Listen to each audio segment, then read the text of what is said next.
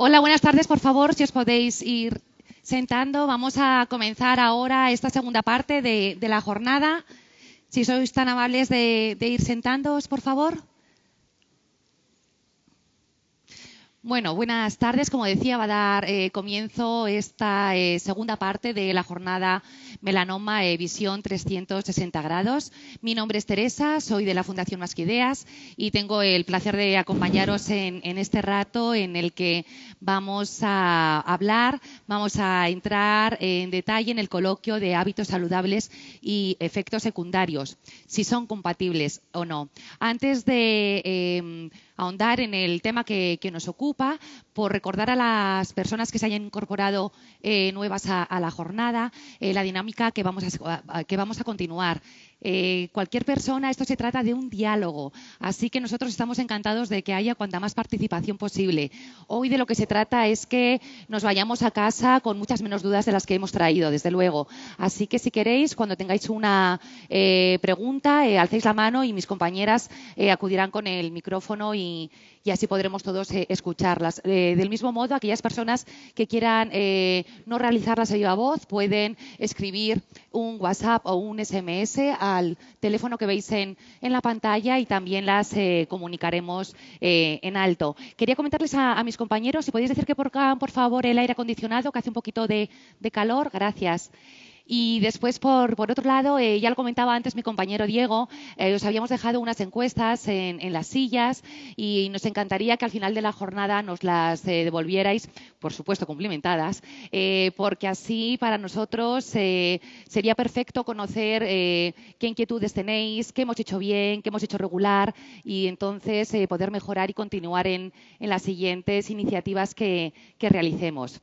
Y como os decía, bueno, antes hemos estado hablando de nuevas estrategias del melanoma, de abordar la enfermedad. Hoy nos vamos a centrar en este debate en las dificultades del día a día que tenemos los pacientes cuando estamos en el proceso de la enfermedad, estamos en los tratamientos y también cuando los finalizamos. Y para tener toda esa perspectiva 360 grados, que por eso hoy se llama así la jornada, hace falta diferentes perfiles profesionales, porque cuando una enfermedad llega a nuestras vidas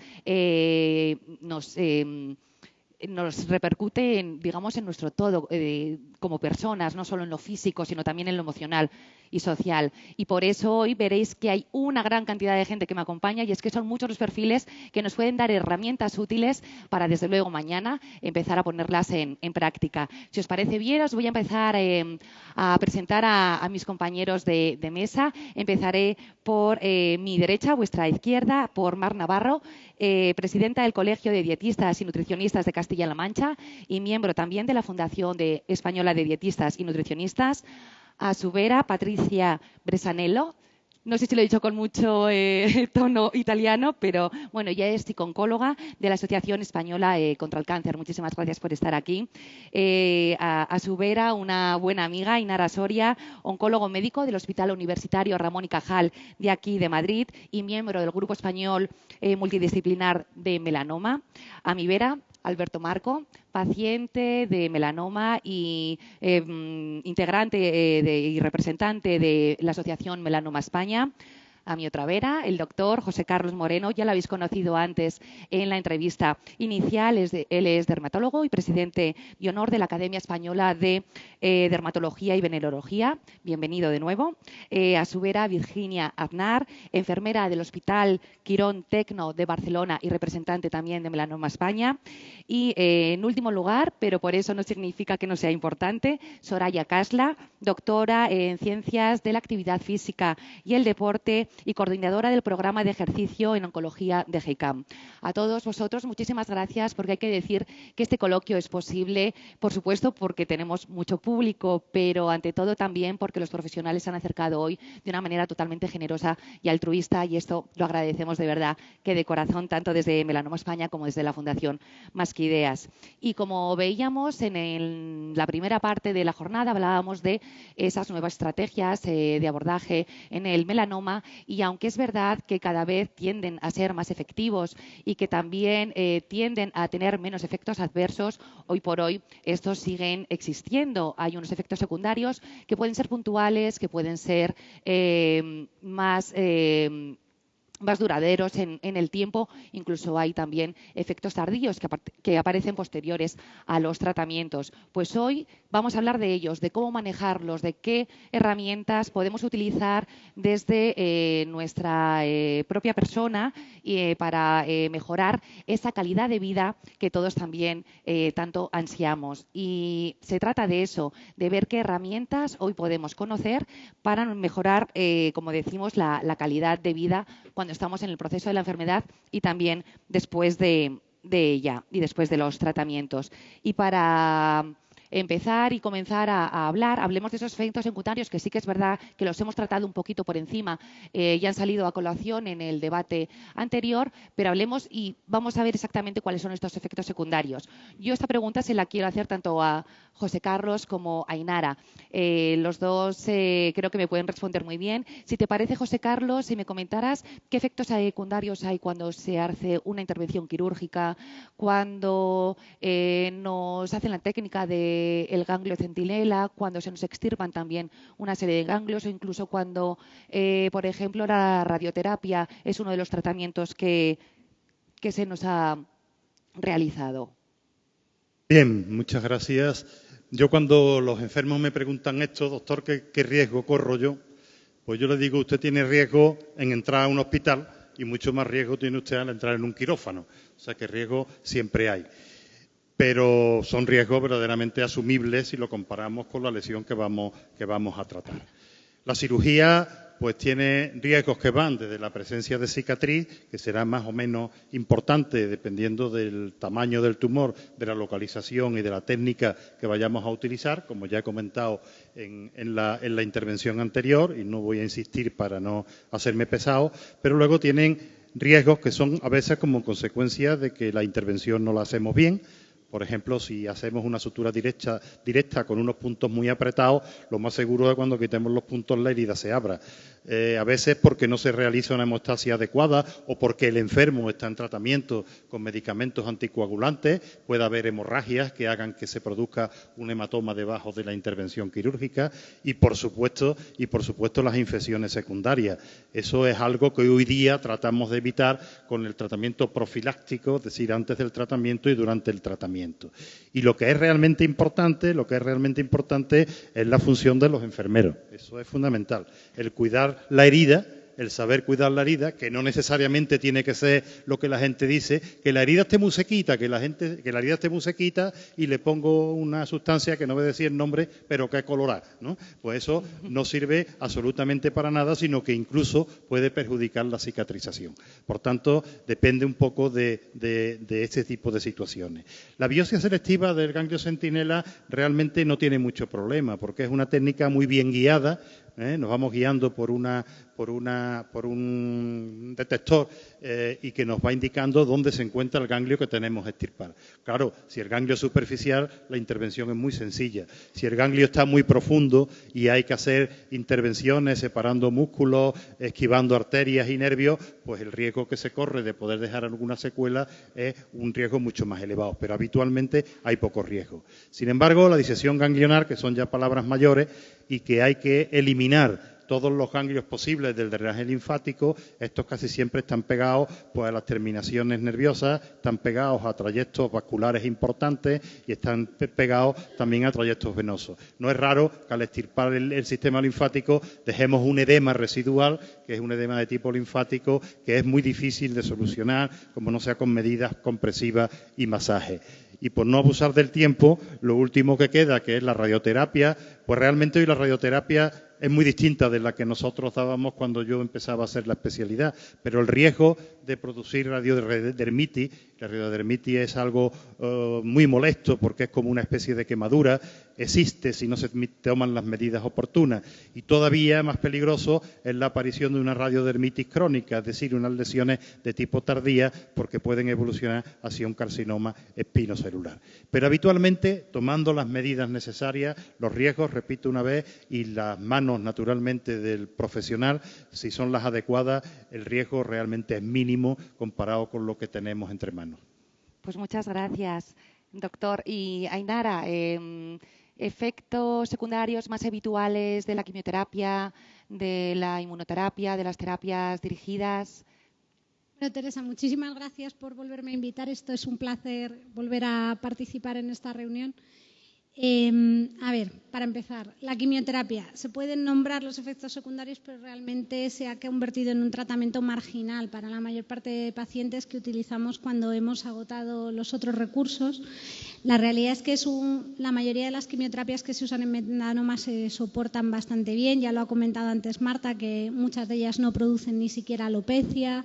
El tiempo que el paciente puede llegar a estar cansado es de 2 o 3 días después del tratamiento y normalmente el efecto secundario más temido de las náuseas y los vómitos, que era el típico de las películas antiguas, la verdad es que actualmente lo tenemos claramente dominado.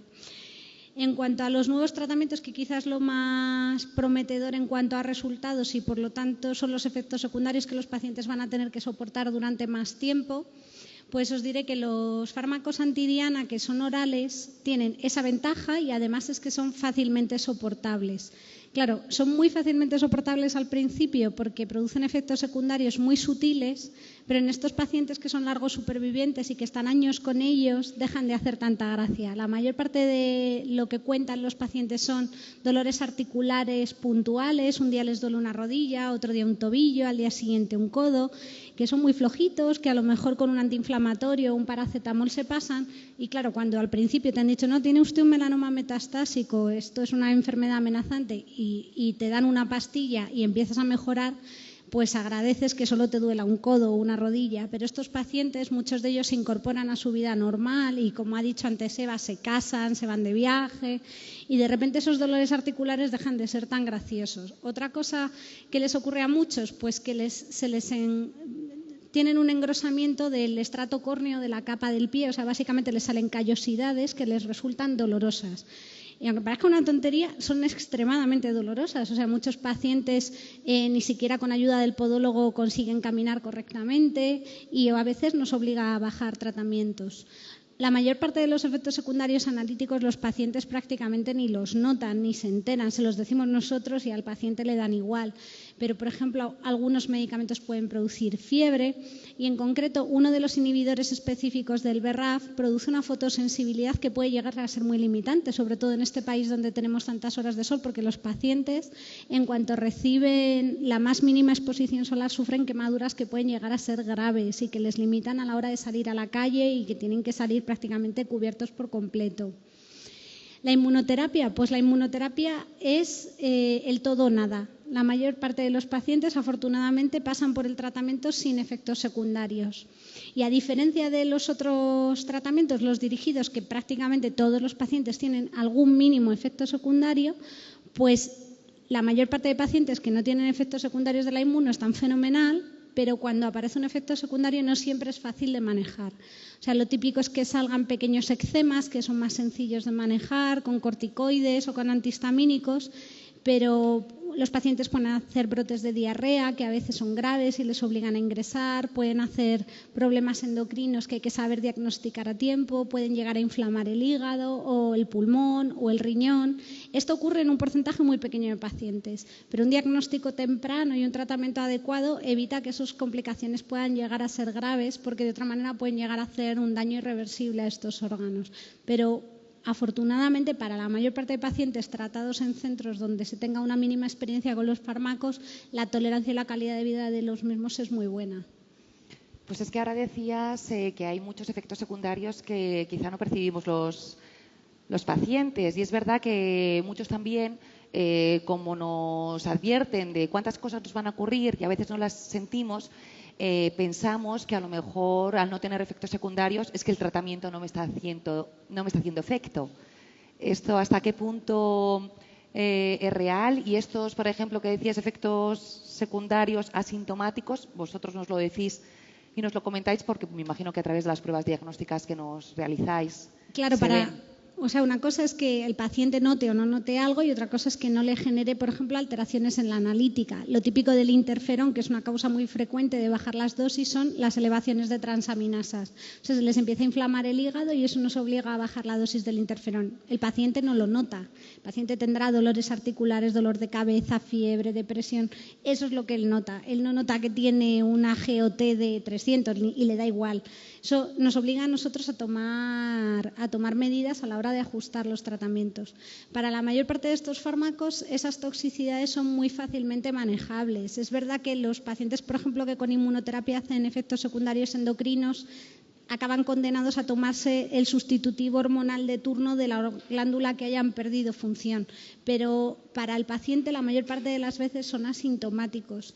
Y desafortunadamente, porque solo ocurre en algún fármaco de modo muy aislado, ningún efecto secundario te predice respuesta. Hay un caso concreto que es un anticuerpo monoclonal que usamos en pulmón, o sea, en colon y en cabeza y cuello, que al paciente no le decimos nada de entrada, pero cuando el paciente llega a la consulta con la cara llena de espinillas, tú te pones súper contento porque sabes que ese paciente te está respondiendo. Por si no le salen, no se lo dices, pero así de entrada es el único caso en el que un efecto secundario te predice la respuesta. Para la mayor parte de los pacientes que respondan o no es algo totalmente independiente a los efectos adversos que puedan tener. Y tú, Alberto, como paciente, con tu experiencia también en la asociación de compartir las vivencias con otros pacientes, ¿cuáles crees que son los efectos secundarios más difíciles de manejar para los pacientes o que más les preocupan?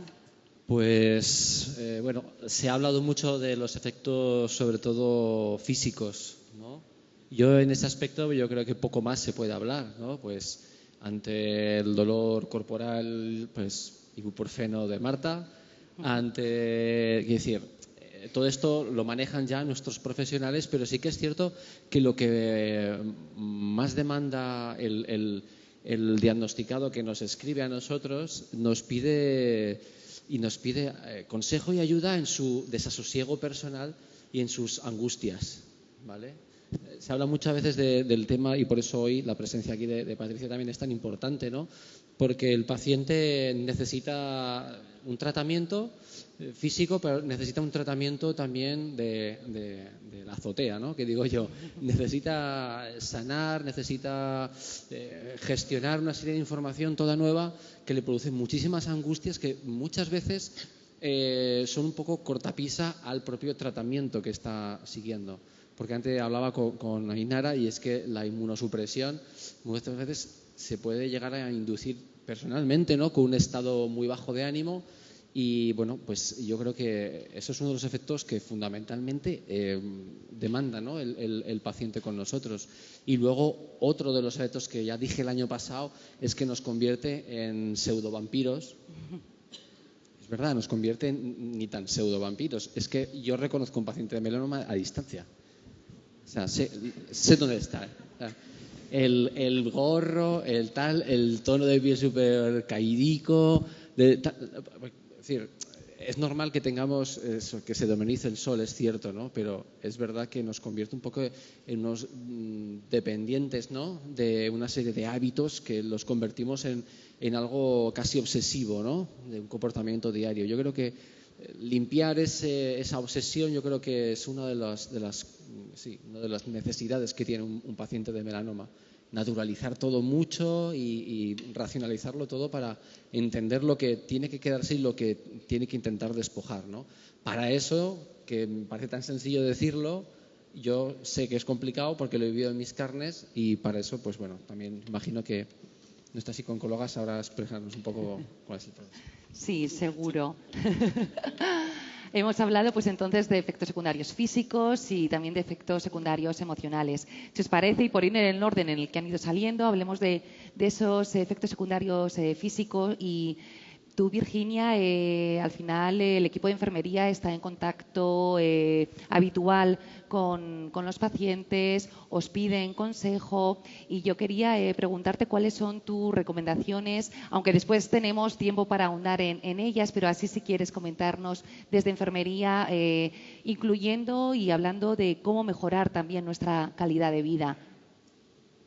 Bueno, como enfermeras estamos, por supuesto, para reforzar todo el conocimiento que les van... Acércate un poquito al micrófono.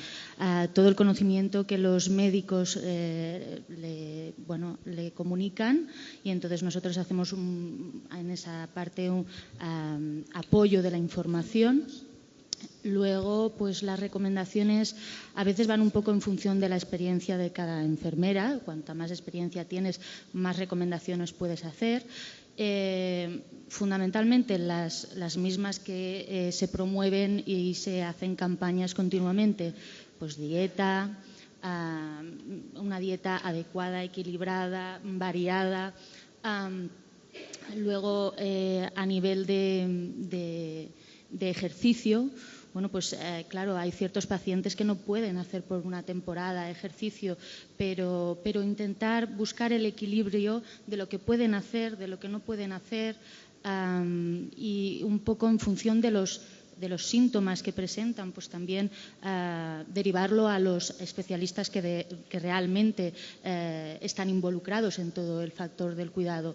Porque, vamos, como enfermera lo primero que aprendes es que un paciente es un ser biopsicosocial y espiritual. Entonces, tienes que, en el momento en el que tú no puedes hacer una recomendación porque ya te queda fuera del alcance de tu mano, pues saber reconocerlo y poder derivarlo a aquellos especialistas que están. Entonces, apoyarlos al máximo posible en todas las facetas. Hablamos, y acabas de decir, de ese trabajo en red, ¿no? El trabajo en equipo, que es tan importante, y sobre todo si queremos darle esos 360 grados de perspectiva a la enfermedad que nos ocupa. Hablabas de dieta, de recomendaciones, y quería preguntarte, Mar, como profesional de la especialidad, está claro que muchas veces alimentarse bien nos cuesta, no porque no sepamos, sino porque a veces en nuestro día a día, en una persona con nuestras cosas, se nos olvidan ciertas cuestiones. Pero es verdad que cuando estamos en un proceso de tratamiento, a veces los mismos nos afectan a los olores, también quizá de forma involuntaria ganamos o perdemos peso.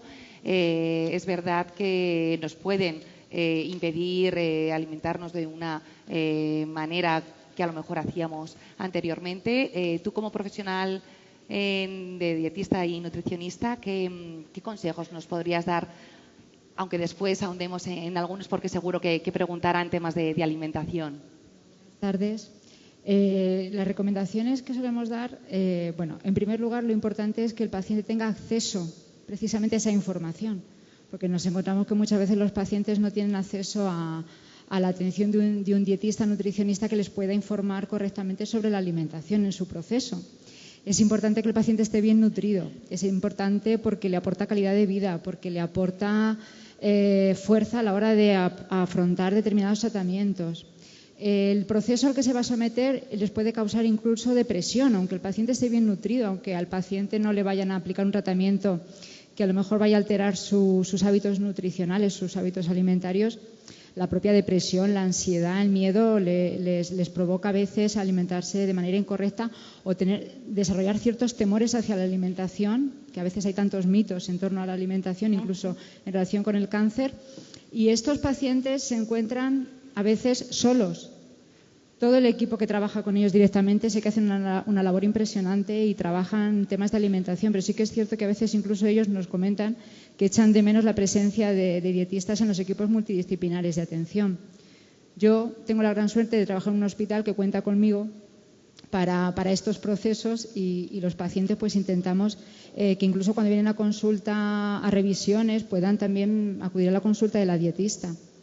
Las recomendaciones generales van a depender muchas veces del tipo de dónde esté localizado el tumor, qué tipo de tratamiento tenga el paciente, cómo sea su estado nutricional previo antes de iniciar el tratamiento, la duración del tratamiento y sobre todo cómo se encuentra él, los temores que tenga, incluso informarle previo al tratamiento de que puede sufrir determinados efectos secundarios.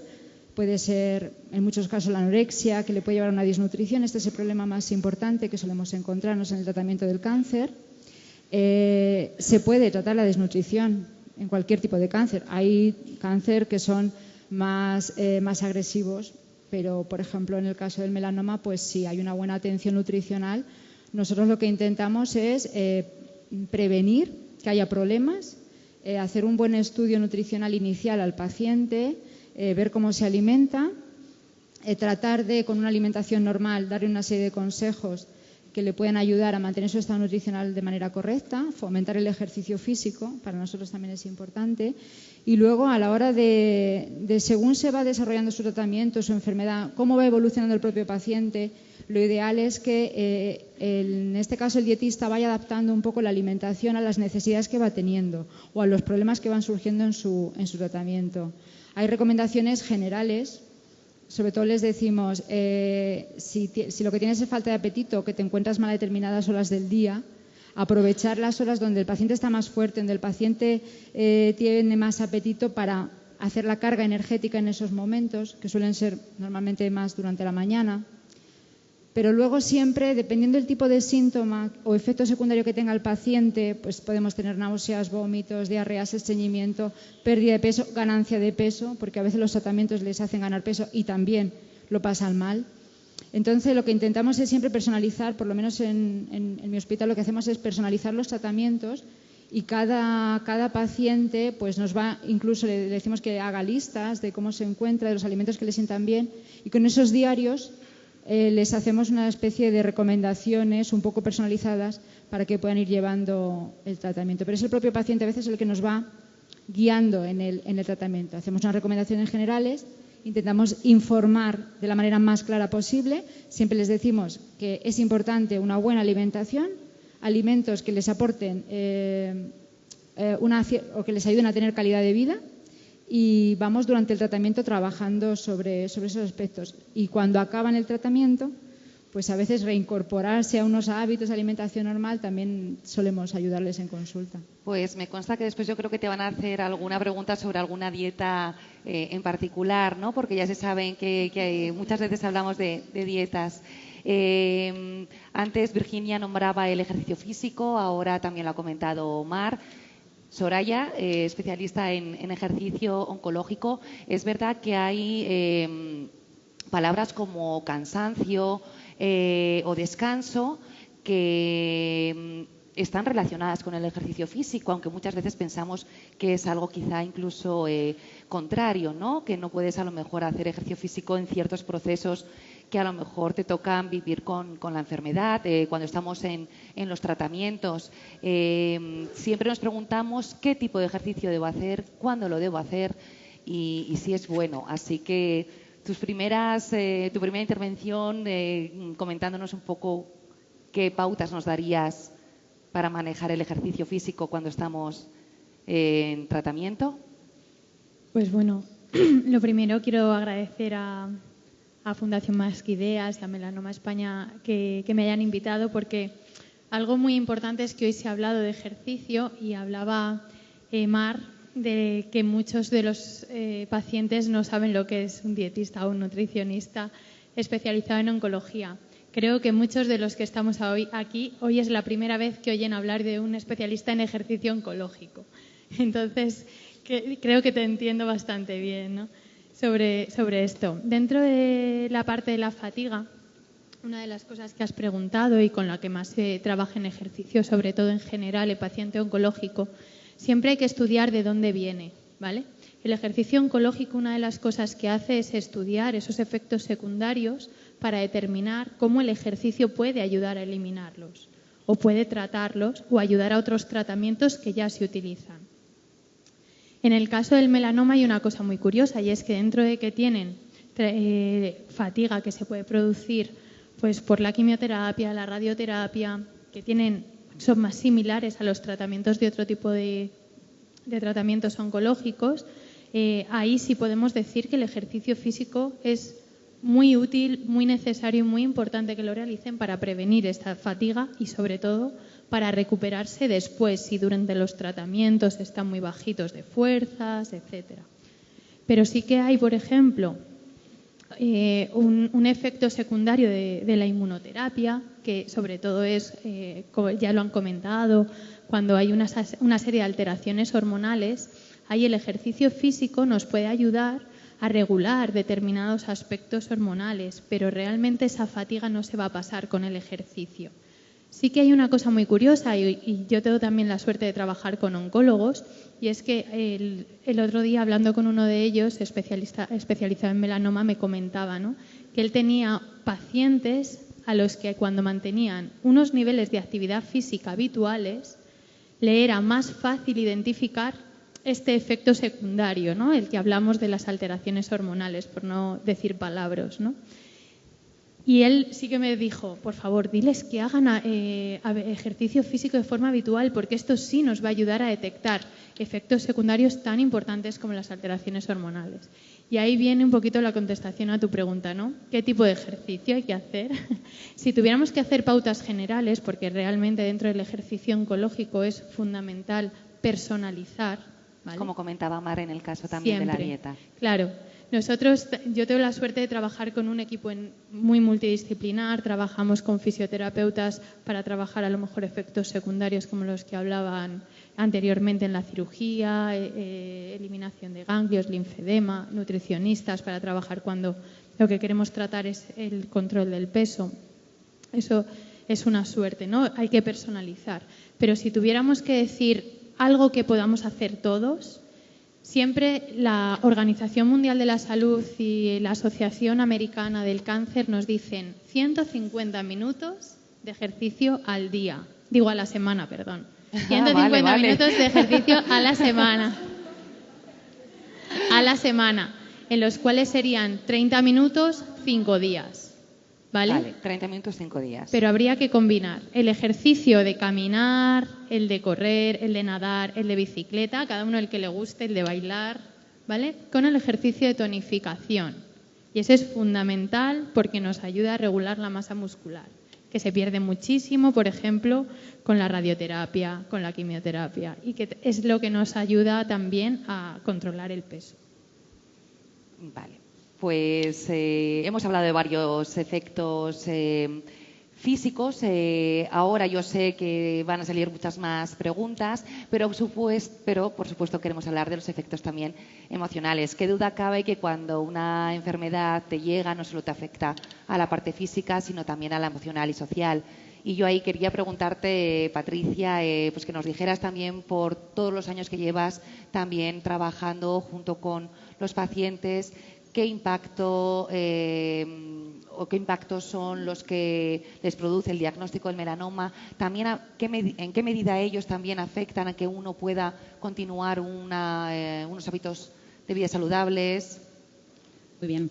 Lo primero, muchísimas gracias por invitarme esta tarde y dar la enhorabuena por organizar una jornada para hablar de melanoma. O sea, mi experiencia profesional me dice que el impacto emocional ante un diagnóstico de cáncer sigue siendo un impacto muy profundo, pero que es verdad que estamos empezando a ver que en determinados casos de cáncer ese impacto quizá empieza a ser menor.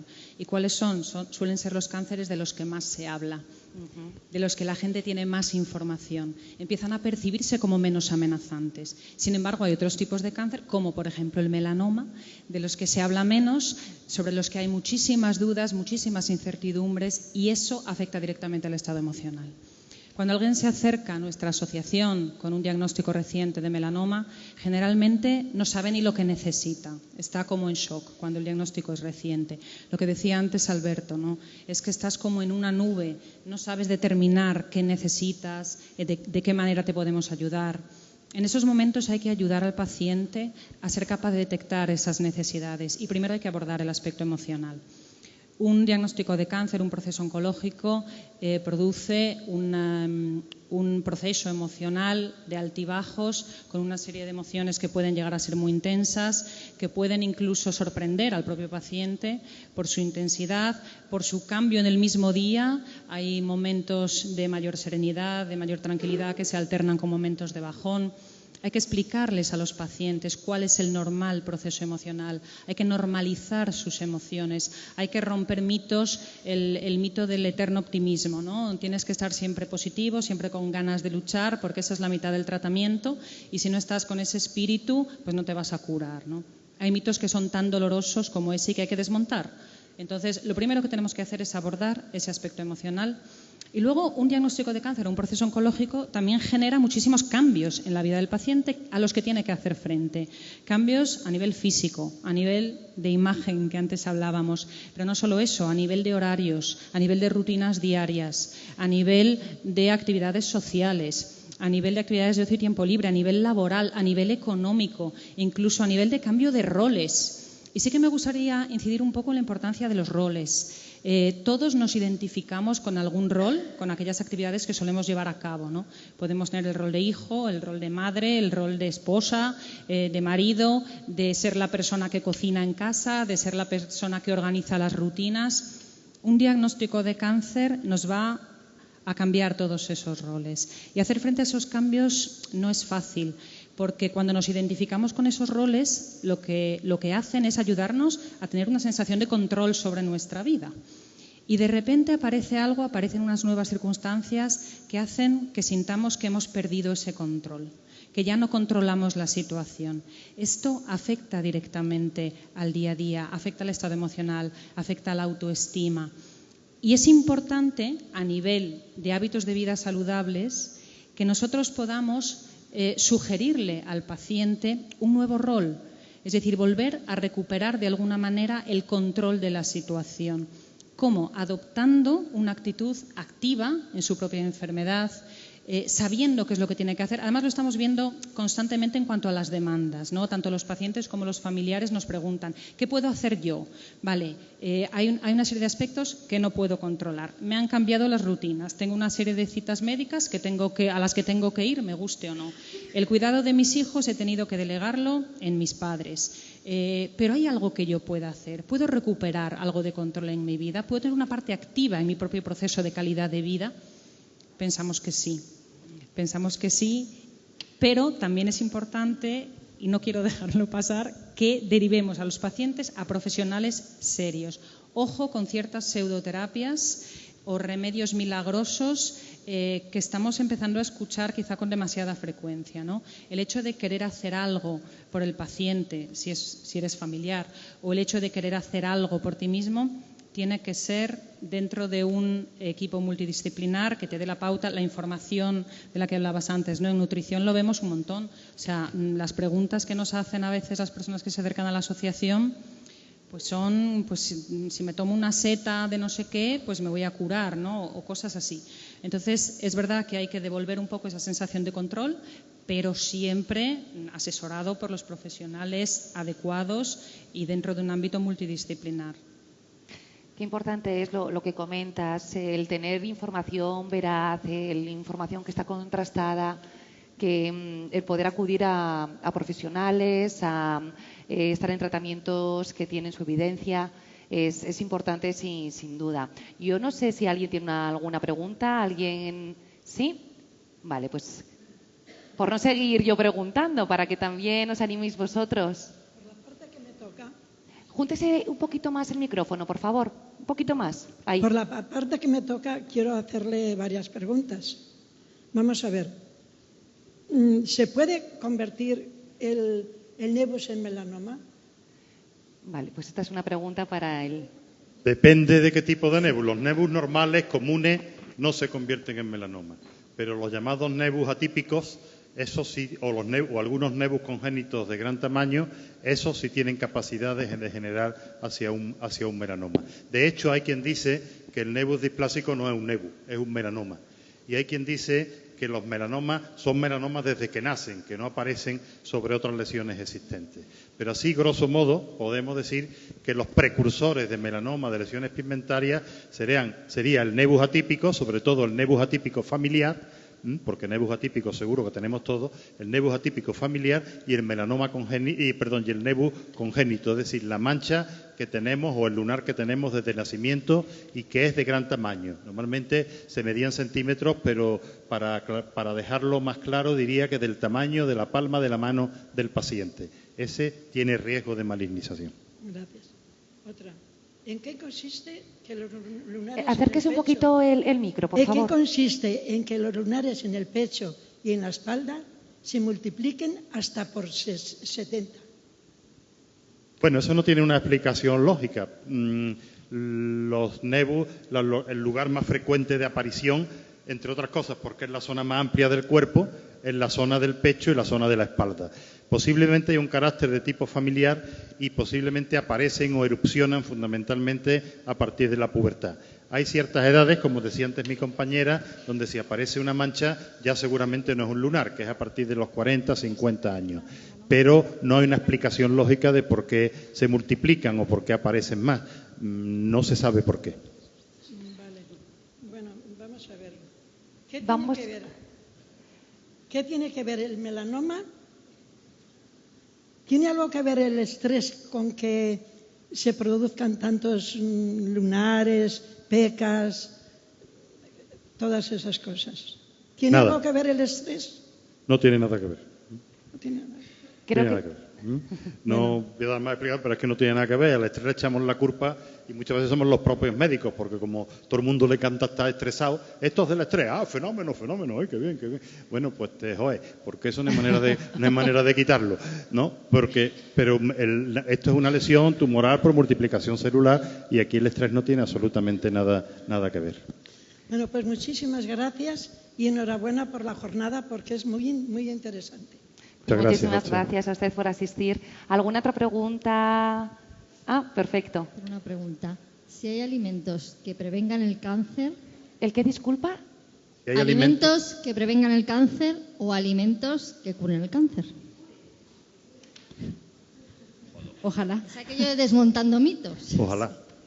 Bueno, que prevengan... A ver, alimentos en sí que prevengan cáncer no tenemos constancia de que ahora mismo exista ese alimento mágico, porque por lo menos a nivel de evidencia científica no existe. Lo que sí hablamos es de dietas preventivas o formas de alimentación preventivas como factor externo o como factor ambiental en todos los ámbitos que pueden afectar a la aparición de cáncer. Las dietas preventivas sí que estamos hablando o recomendamos que se lleven, más que dieta, hábitos saludables de alimentación, sobre todo el consumo elevado de verduras, de hortalizas, de frutas. Si pueden ser que sean lo más naturales posibles dentro de la temporada. Entraríamos a hablar probablemente de cultivo ecológico para evitar todos los contaminantes físicos, químicos que puedan tener. Evitar las tan nombradas carnes procesadas, sobre todo alimentos procesados. Evitar en lo máximo posible los alimentos procesados. Se relacionan con determinados tipos de cáncer un elevado consumo de salazones, ahumados, este tipo de alimentos. Entonces, cuando hablamos de dieta o de hábitos de alimentación preventivos, no de alimentos en sí, sino de hábitos de alimentación preventivos, hablamos del consumo elevado de frutas, verduras, hortalizas, carnes poco grasas, cereales integrales, de origen integral. Pues si hablamos de arroces, pastas, panes, siempre que sean integrales, se recomiendan, y que se incluyan dentro de unos hábitos de vida saludable. Entendemos que la dieta por sí sola no es el único factor que interviene en la aparición de cáncer, pero sí que la puede prevenir. Y dieta que cura el cáncer, ojalá, pero podríamos hablar que hay tendencias de recomendaciones, un tipo de alimentación específica durante los tratamientos, ¿vale? Pero bueno, hay corrientes que sí que apoyan este tipo de dietas, hay otras corrientes que no, y nos encontramos a veces que el paciente, lo que hablábamos de las terapias alternativas, necesita agarrarse a algo como que le dé confianza y que sea raro y distinto para tener más fe. Pero hoy en día no se conoce ninguna dieta, ni alimento mucho menos, pero dieta que cure el cáncer, por desgracia, tampoco. Me gustaría hacer un comentario al respecto. Hay un trabajo relativamente reciente, es un año, sobre dieta en dermatología, y entre otras cosas habla de la dieta en el tratamiento o prevención de los carcinomas y del melanoma. Y quiero insistir fundamentalmente en que hay mucha propaganda y mucha venta en farmacia de los antioxidantes, ¿no? De los antioxidantes, betacaroteno y demás. Bueno, no se ha demostrado que realmente sean un factor preventivo real sobre la prevención del cáncer. Es más, Hay un suplemento dietético que es el selenio, que ha demostrado que es cancerígeno. O sea que cuando utilicemos medicamentos para prevenir el sol, como por ejemplo son los betacarotenos, para protegernos, busquemos que no tengan selenio, porque el selenio es inductor de carcinoma espinocelular.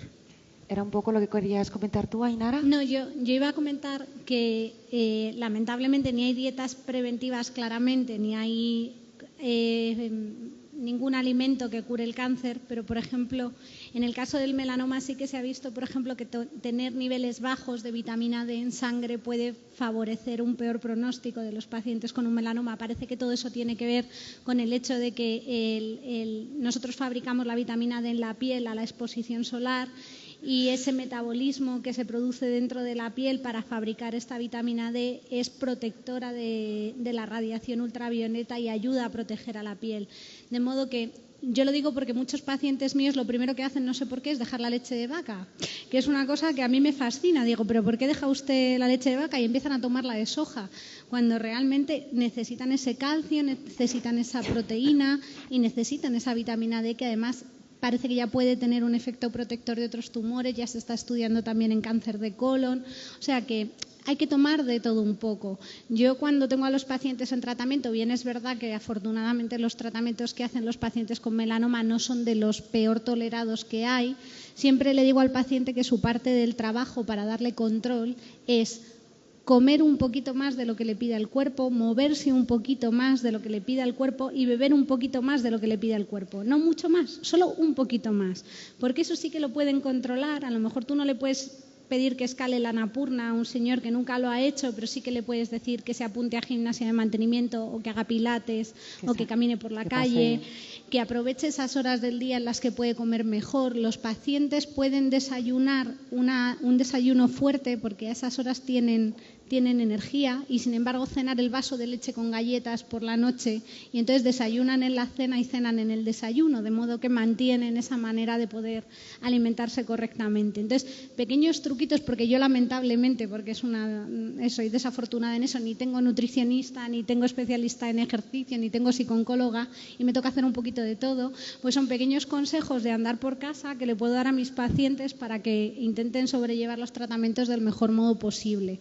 Y teniendo en cuenta que las quimioterapias, las radios y en general cuando los pacientes se encaman por cualquier ingreso o por cualquier complicación, lo primero que hacen es perder masa corporal. Todas esas dietas que les meten en la cabeza que comer mucha fruta, mucha verdura e intentar olvidar la proteína, especialmente la animal, que además es la que más hierro nos da, pues muchas veces es deletérea para la tolerancia de los pacientes a los tratamientos e incluso les hace estar muchísimo más cansados. Nuestros pacientes necesitan comer carnes, pescados. Yo les digo, en vez de tomar algo que nos apetezca, un batido de esos guarros que saben a pescado que os dan en el hospital, digo, pues iros a tomar un pincho al bar y os tomáis una lata de mejillones o unos berberechos. O sea, intentar socializar los hábitos alimenticios y convertirlo en rutinas sociales para intentar normalizar vuestra vida. Una de las recomendaciones que le damos al paciente es lo que tú entiendes por hábitos saludables cuando no tienes enfermedad puede que no sean tus hábitos saludables a partir de este momento que estás diagnosticado. Por lo tanto, tus hábitos saludables de alimentación pueden variar. Y pueden variar, por ejemplo, en eso, en que hablamos de prevención, hablamos de una dieta saludable, hablamos de consumo de frutas, de verduras.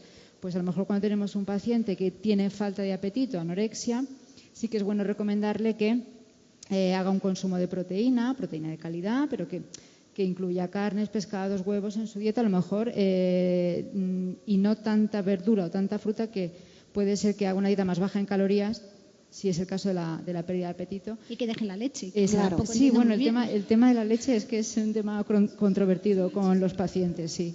Pero vamos, que no es hay que informarles de que a lo mejor lo que ellos entienden por hábitos saludables durante la enfermedad o el tratamiento, hay que cambiar el chip y los hábitos saludables o lo que entendemos por hábitos saludables van a variar durante la enfermedad. Pues entonces te digo, Mar, que hay mucha gente que nos escribe y yo creo que hay algún,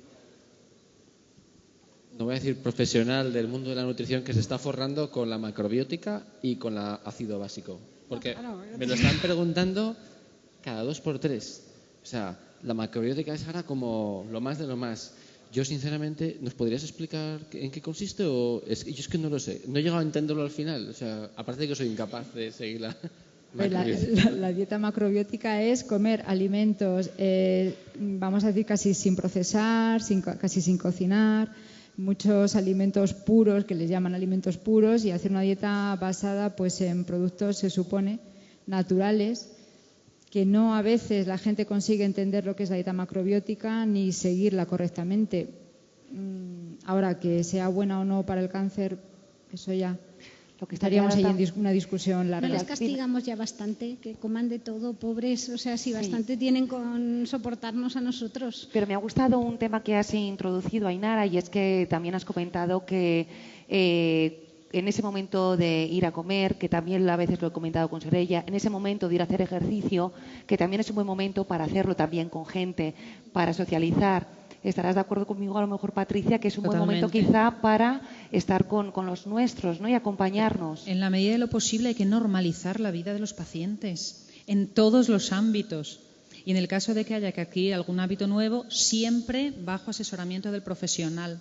O sea, porque es verdad que esas buenas intenciones del familiar, tú decías ahora mismo, pobrecillo, que le deje que coma lo que quiera, efectivamente. Es que a veces nos llamas la familia y nos dice, a mi padre le han diagnosticado un melanoma. Lo primero que he hecho, le he quitado la carne, le he quitado el azúcar, porque claro, ya sabe usted que el azúcar, ahí es donde las células cancerosas se multiplican. Y además le doy todos los días un baño con 1 kilo de sal. Tú dices, pobrecillo este hombre. O sea, además de que le han diagnosticado un cáncer, encima está la hija martirizándole todo el día. Entonces, realmente, a que se le haga más largo. Claro, o sea, entonces, realmente, a ver, hay que intentar entender, por supuesto, que la familia lo que quiere es ayudar al paciente, pero darle las herramientas para que realmente pueda ser de utilidad, le pueda ayudar, y a la persona afectada lo mismo. También, ¿no? Nos llaman, pues he empezado a hacer estas cosas. Bueno, a ver, todo dentro de una lógica y siempre asesorado por un equipo sanitario. Y en la medida de lo posible, si se puede, intentar mantener una vida normal. Lo que muchas veces decimos, informarse y formarse para poder llevar esas herramientas y aplicarlas en tu día a día, que después cada persona también tenemos unas circunstancias diferentes. Marta, ¿qué querías comentar? Sí, yo quería comentar una cosa. A ver, toda esa explicación la tiene Internet. En el sentido de que si cuando te diagnostican un melanoma en el equipo, fuera un equipo multidisciplinar, y cuando tu oncólogo te da la noticia y te quedas con una cara que en ese momento ya lo mismo te da que te diga lo que te van a hacer que lo que no te van a hacer, porque te da exactamente igual. Tú sales de la consulta y no sabes lo que te ha dicho, ni a dónde tienes que ir. Si en ese momento tú contaras con el apoyo de un psicooncólogo que te centra, te deja en el sitio, te ayuda a afrontar el proceso de la enfermedad, hace ser consciente, a ser un poco más realista.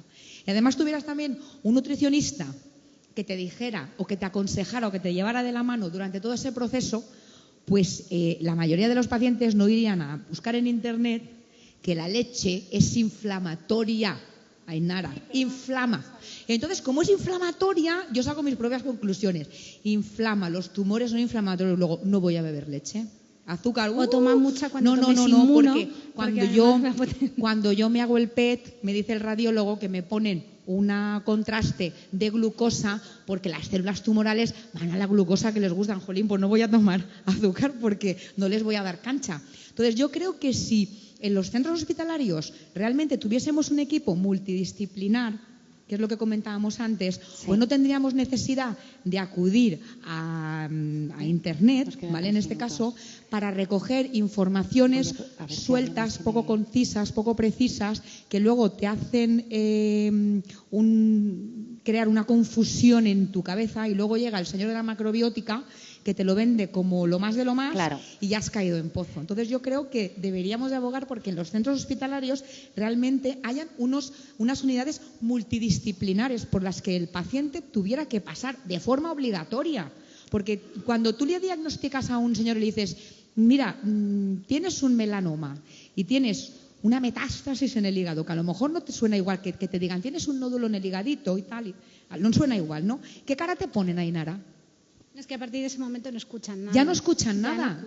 Ya no escuchan nada. Lo mismo está claro que lo que tú comentabas, que al final todos, por ejemplo, los profesionales que han pasado por el primer debate, los que están aquí hoy, es porque son profesionales que se encuentran alrededor de de la enfermedad, de todo nuestro proceso, y lo bueno es conocerlos para que así también cuando lleguemos el día de mañana a nuestro hospital podamos también preguntar por estos perfiles profesionales. Creo que querías comentar algo. Sí, a mí me Soraya. gustaría añadir una cosa. Es verdad que Internet tiene un gran protagonismo, ¿no? No le voy a decir culpa porque la información está ahí, es libre y creo que no sé hasta qué punto puede ser culpa, ¿no? Creo que tiene un gran protagonismo. Los que trabajamos y vemos pacientes oncológicos todos los días sabemos que lo tiene, ¿no? Pero yo creo que también en parte no os creéis algunas veces los pacientes oncológicos lo que os contamos, ¿no? Y cuando alguien te dice que, o sea, todos los procesos en investigación, los que trabajamos en investigación, vemos todo lo que pasa desde el punto de la básica hasta el punto de la clínica. Hasta que llega ahí ese producto, tiene que pasar unos estándares de calidad y realmente tiene que ser efectivo. Sin embargo, el que te digan que comiendo papaya se te pasa todos los tipos de males del mundo, ya no el cáncer, sino cualquier cosa, nos lo creemos más a pies juntillas y sin embargo lo otro es porque nos están intentando sacar el dinero. Entonces, tampoco hablo de la historia del paciente, o sea, yo entiendo también la situación del paciente y no sé, a lo mejor Teresa me ha soportado. Creo que intento ser empática en este tipo de cosas y creo que de verdad lo comprendo, pero de verdad que las cosas son muy complicadas y la fisiología humana es muy complicada para explicar realmente todo lo que está pasando, la biología molecular, cómo se altera a través de los mecanismos biológicos de la nutrición, de los tratamientos, del ejercicio, para llegar realmente a lo que queremos, que es, al final, que el paciente se cure.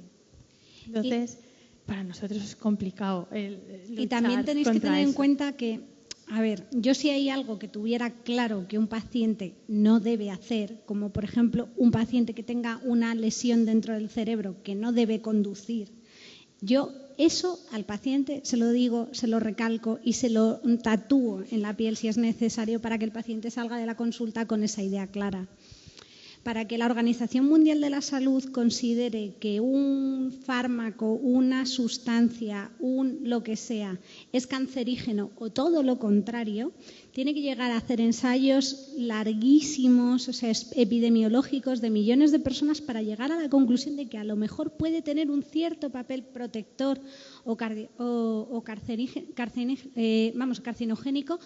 Y a lo mejor te dicen, no, aumenta un 1,3% el riesgo de producir no sé qué. Un 1,3% es una birria. Y para eso necesitas haber hecho ese estudio en millones de personas, haber cogido chinos, españoles, nórdicos, y llegas a la conclusión de que aporta un poquito de riesgo. Ahora mismo, por ejemplo, ocurre con el radón. Todos vivimos en casas hechas de granito y estamos expuestos al radón y, pues vale, y respiramos aire contaminado. O sea, lo que no puede ser es que pensemos que un único factor de nuestra vida, pues en el caso del cáncer del pulmón y el tabaco, pues puede ser un claramente factor de impacto relevante, pero no podemos pensar que un único factor de nuestra vida es responsable de lo que nos ha pasado, ni tampoco podemos ni buscar un culpable, porque tampoco aporta nada, ni tampoco va a haber una solución sencilla de una única cosa, una única comida, un único potingue que echado o puesto o lo que sea nos vaya a solucionar la vida. Es una mezcla de todo. Entonces los pacientes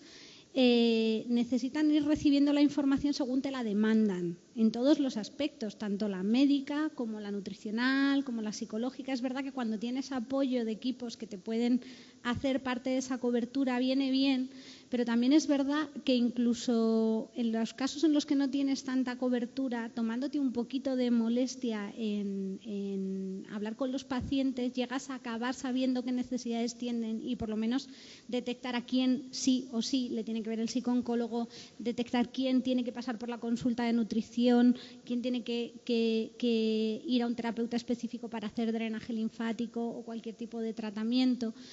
Pero pero lamentablemente eso que nos pides del equipo multidisciplinar, tú imagínate que te dijéramos, tienes un melanoma con una metástasis en el hígado, pero en vez de decírtelo un señor sentado a un lado de la mesa y tú al otro, te recibieran 15 personas. Seguro que te asustarías mucho menos. ¿Sabes lo que te quiero decir? O sea, sería como Dios. No me refiero a que la misma visita te envíen todos, sino que después de que te den un diagnóstico, pues sí que es recomendable pasar por una consulta de un psicooncólogo, y también es recomendable pasar por la consulta del nutricionista, porque el paciente, al fin de cuentas, lo único que quiere es también curarse.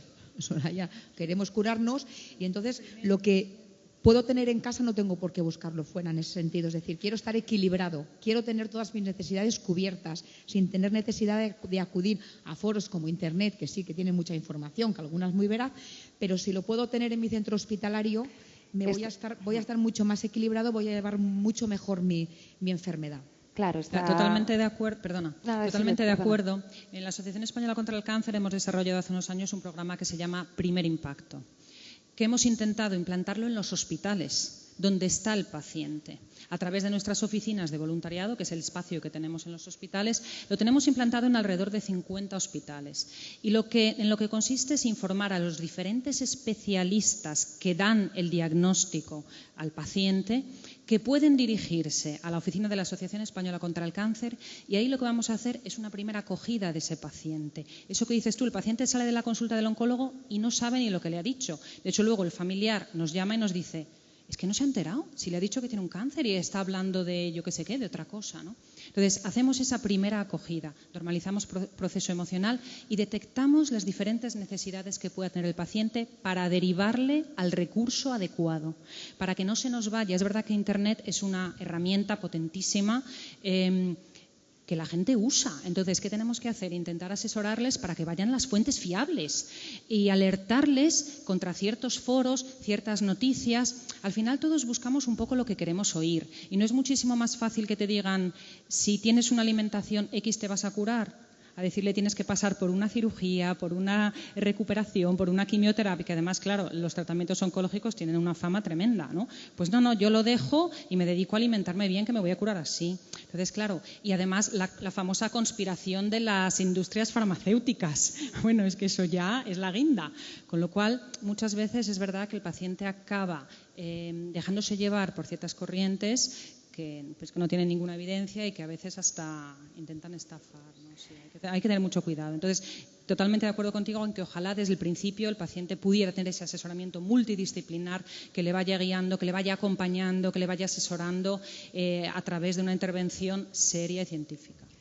Vamos a tener que ir terminando. La verdad es que yo creo que el tema de cómo tratar los efectos secundarios es para quizá hacer una jornada entera e ir uno a uno. Me hubiera gustado que hubierais intervenido muchísimo más, me hubiera gustado mucho más hablar sobre enfermería, porque, como comentaba antes José Carlos, nos ayudan mucho en nuestro día a día y nos dan unas pautas muy prácticas.